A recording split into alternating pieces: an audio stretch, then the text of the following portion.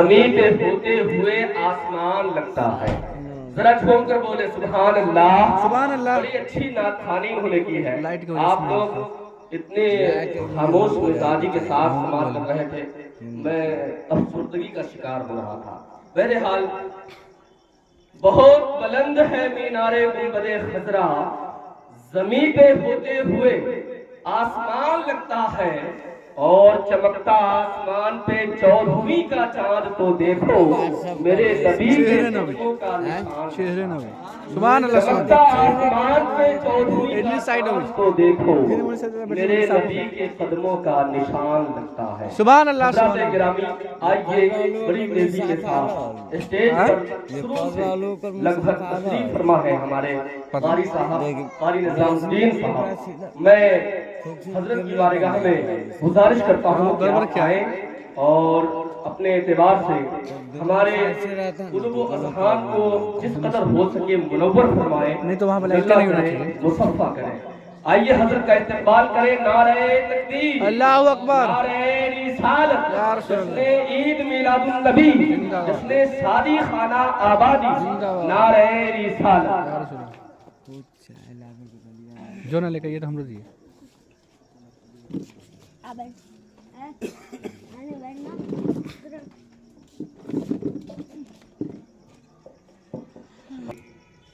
نصلي ونسلم على آله الطيبين الطاهرين وصحبه المتقين المقربين المخلصين وأولياء الصالحين. أما بعد،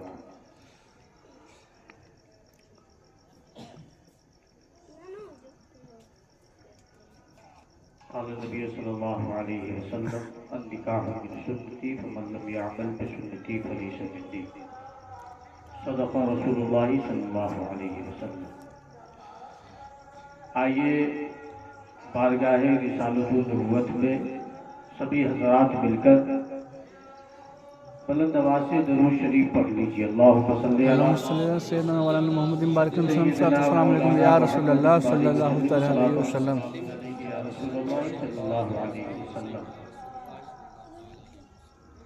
ایمان میں تازگی کے لیے بلند آواز سے ایک بار کلمہ شریف پڑھ لیجیے. لا الہ الا اللہ محمد رسول اللہ. رسول اللہ صلی اللہ علیہ وسلم. چند منٹ کے لیے میں آپ کے سامنے حاضر ہوں. ہمارے اکابر علماء کرام اسٹیج پہ رونق روز ہے، آپ ان کی زیارت بھی کر رہے ہیں، اور انشاءاللہ ان کے بابرکت الفاظ سے بھی آپ مستفید ہوں گے.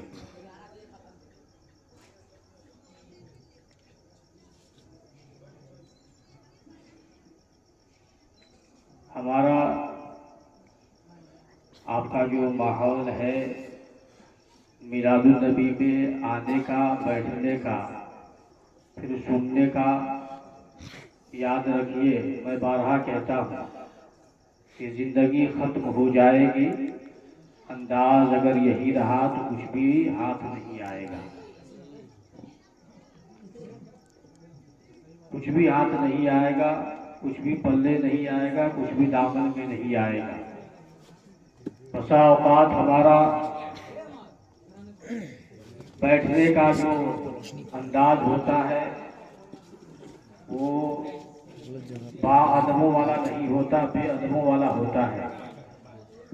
بسا اوقات ہم حدیث سن رہے ہوتے ہیں، قرآن سماعت کر رہے ہوتے ہیں، لیکن دنیاوی باتوں میں بھی مشغول رہا کرتے ہیں. یاد رکھیے حدیث رسول، قرآن مقدس جہاں پڑھا جا رہا ہو یا پڑھا جاتا ہو، وہاں پر خاموش ذہن بھی رہنا چاہیے، خاموش زبان بھی رہنی چاہیے، اور خاموش دل بھی رہنا چاہیے. بے شک اگر یہ ہوتا ہے تو اللہ اور اس کے رسول کی بات ہمارے دل پہ اثر کرے گی، اور اگر ایسا نہیں ہوتا ہے تو میں پوری ذمہ داری سے کہہ رہا ہوں کہ نسل در نسل ختم تو ہو سکتی ہے، لیکن ہمارے دل پہ اثر اس بات کا نہیں ہو سکتا. اور یہ ہم اپنے معاشرے میں سماج میں ہم دیکھ بھی رہے ہیں، بچپن سے لے کر ابھی تک جتنی میری عمر ہو گئی ہے یا ہو چکی ہے، میں ملاحظہ بھی کر رہا ہوں، مشاہدہ بھی کر رہا ہوں کہ جو جہاں تھا آج بھی وہی ہے، جو جس معیار پہ تھا، جو جس گڑھے میں تھا، جو جس دلدل میں تھا، آج بھی اسی گڑھے اور اسی دلدل میں ہے۔ اسی لیے اپنے انداز کو بھی بدلیے، رفتار کو بھی بدلیے، اور اپنے زندگی کے شب و روز کے معیار کو بھی بدلیے۔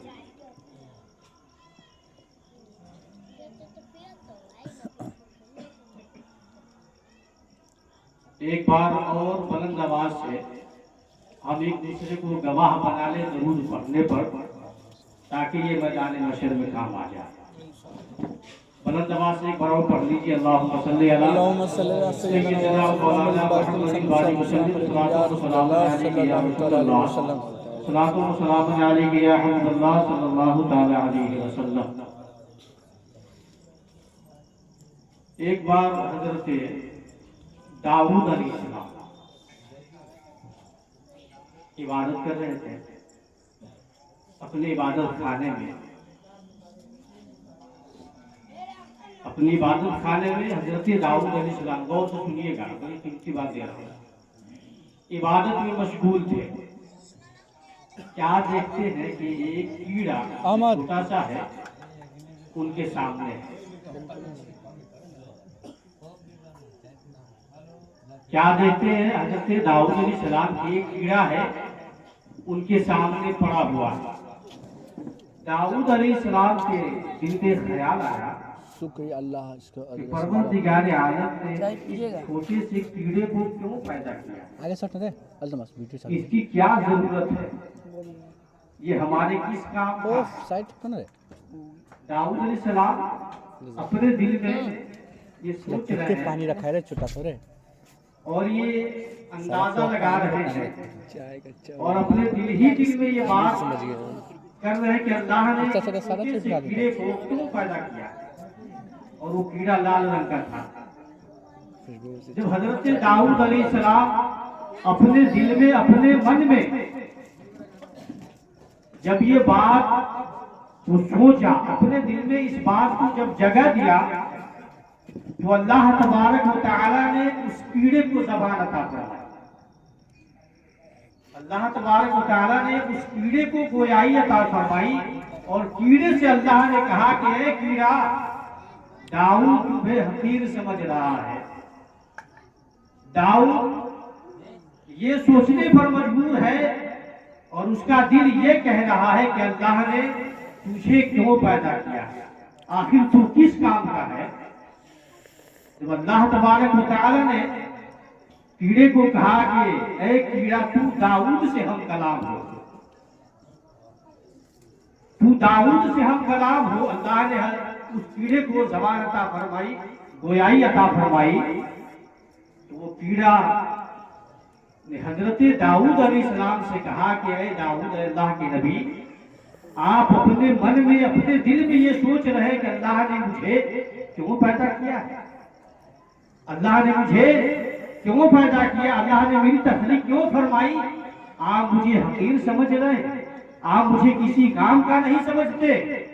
جب داؤد علیہ السلام نے اس کیڑے کی زبان سے یہ بات سنی تو حیرت میں پڑ گئے، سوچنے پر مجبور ہو گئے۔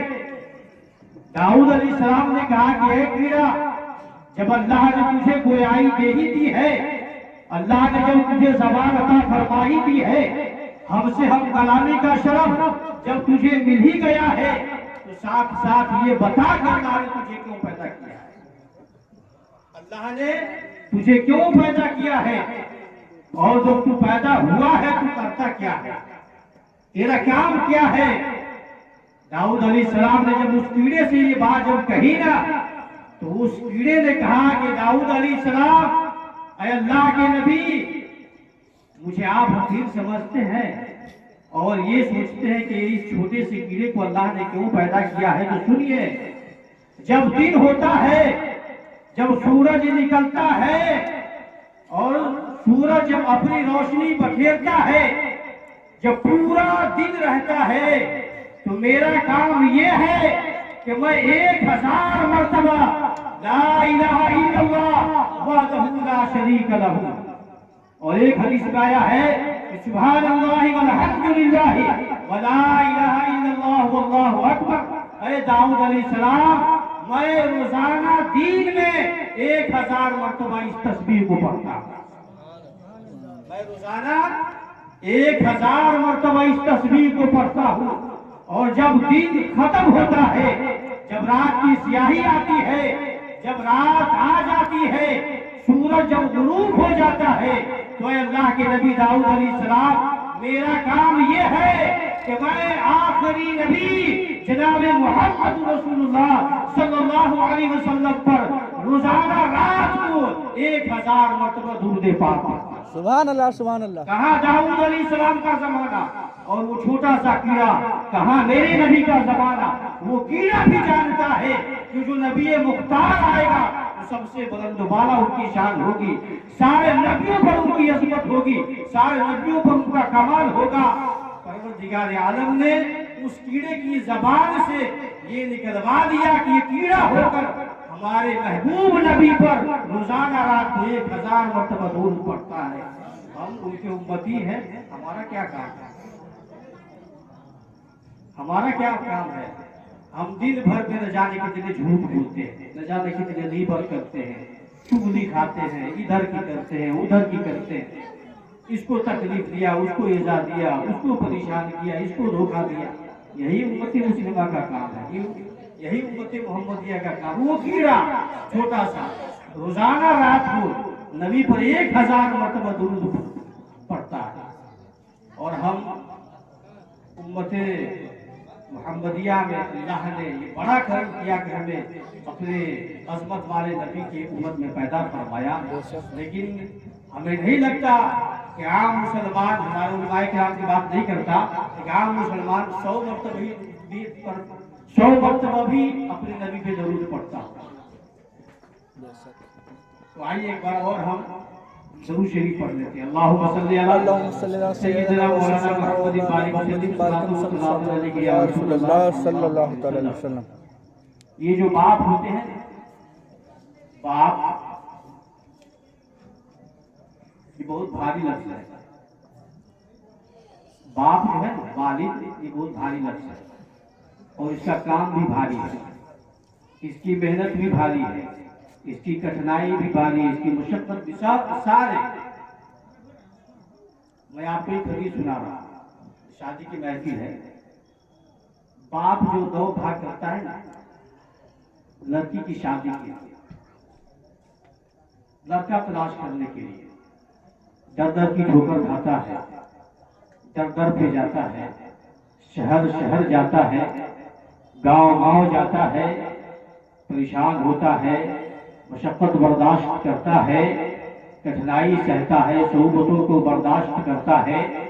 तो क्या इसका परेशानी में पड़ना, कठिनाई में पड़ना, सोबतें बर्दाश्त करना, क्या यही रहेगा, चला जाएगा? बाप का काम सिर्फ यही है कि वो मशक्कत उठाए, परेशानी झेले, दर दर जाए, दर दर की ठोकरें खाए और उसके पाले में कुछ भी ना हो।